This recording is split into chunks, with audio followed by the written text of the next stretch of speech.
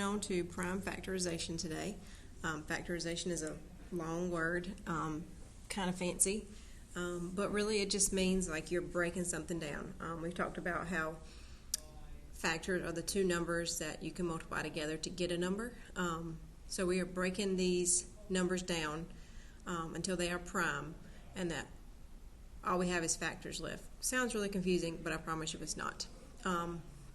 If you've ever seen a family tree, very similar to what we're doing today, they're called factor trees. So factor trees, prime factorization, they all kind of go hand in hand. So the goal today is we're going to be starting with a composite number, and we're going to break it down until that we have only its prime factors left. Okay? So let's see what we got. So all composite numbers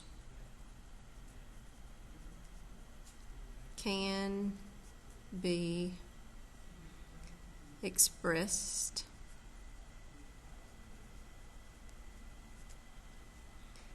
as a product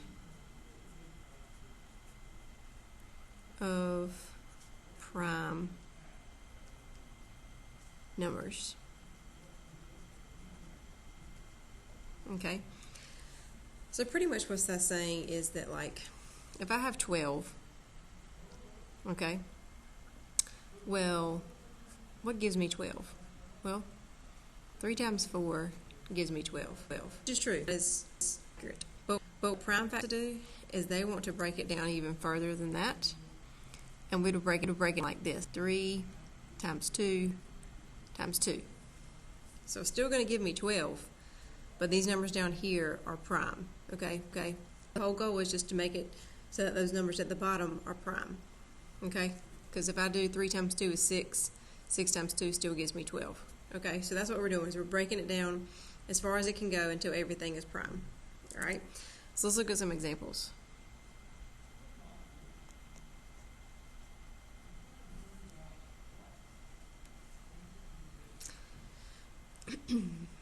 All right, so let's start with 56. Okay, 56 is obviously a composite number. You have to think about what gives me 56. Well, there's tons of different things that can give me 56. For example, I know that 2 has to work because it's prime. But if you're not comfortable with that, then you can go with what's a little more obvious, because we use it a little more often, which would be 8 and 7. So see, this is what I meant by a family tree. So like it starts here, and then it breaks apart into the 2 factors. So 8 times 7 gives me 56. So now when you get to this point, you need to ask yourself, are either one of these numbers right here prime? Is 8 prime or is 7 prime? If they are prime, then you want to circle them. If they're not prime, then we're going to keep breaking it down. So looking at these 2 numbers, I know that 8's not prime, but I do know that 7 is prime. So I'm going to circle it. Once I know it's circled, I'm done with it. All right, so let's keep breaking down 8. So you always draw branches from whatever you're break. We're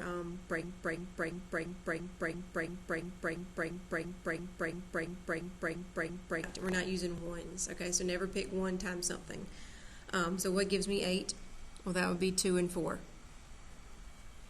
Okay, same thing here. Every time you break something down, you ask yourself, is either one of these numbers prime? So looking at 2 and 4, I know that 2 is prime. I'm going to circle it.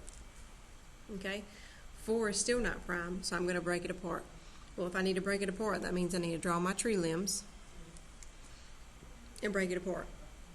Now you ask yourself, okay, what gives me 4? Once again, don't put 1 and 4. We're not using ones, okay? So what are the factors of 4? Well, I get 2 and 2, okay? Either one of those prime? Well, yes, they're both prime. And since there's nothing left to break down, that tells me that I'm done. At the bottom of every single one of my branches or my limbs is a circled number. And remember, when you see a circled number, it means you're done. So now let's look at what we have left. Whatever circled is what your answer will be. So the prime factorization, or the factor tree for 56, would be 2 times 2 times 2 times 7.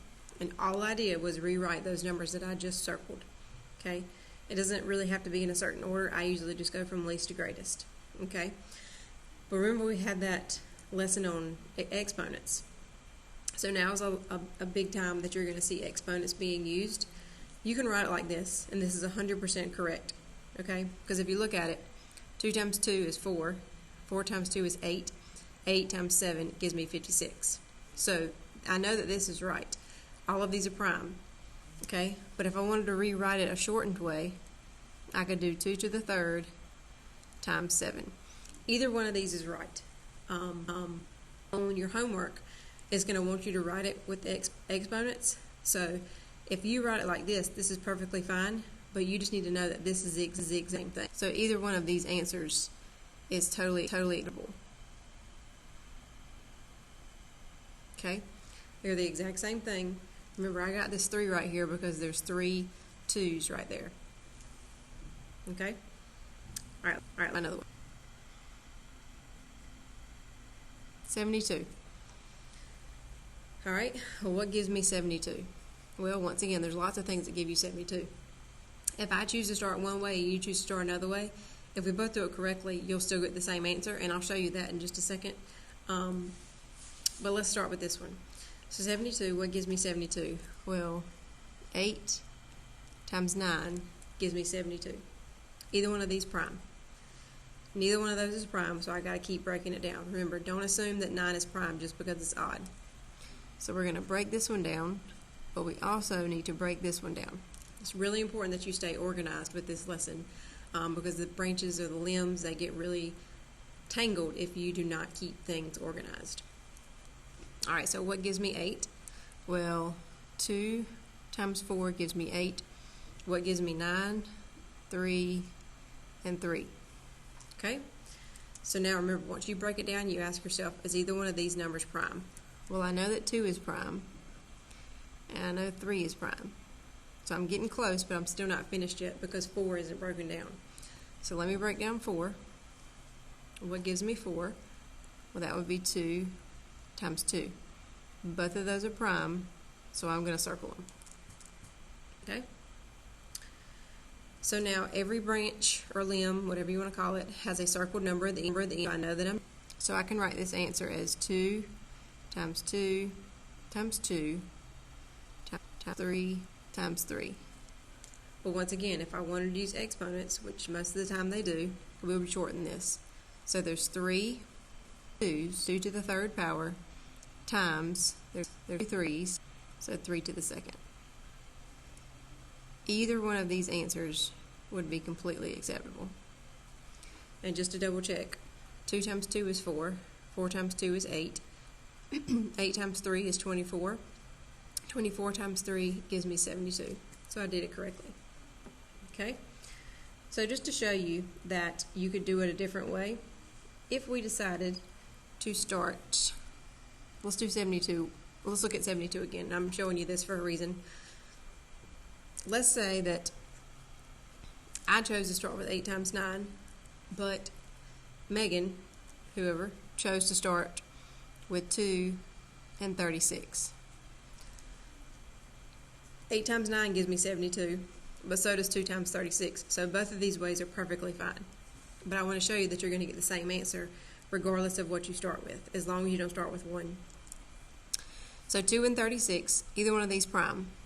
Yes, 2 is prime, so I'm going to circle it. But let me break down 36. Once again, when I think of 36, the first thing I think of is 6 times 6. But if you wanted to put 9 and 4, that's totally okay. You would still get the exact same answer, okay?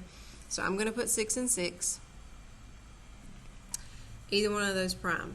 No, neither one of those is prime, so we're going to break it down. What gives me 6?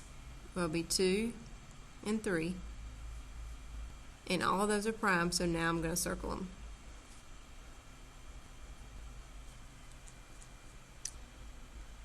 So now, let's see what we.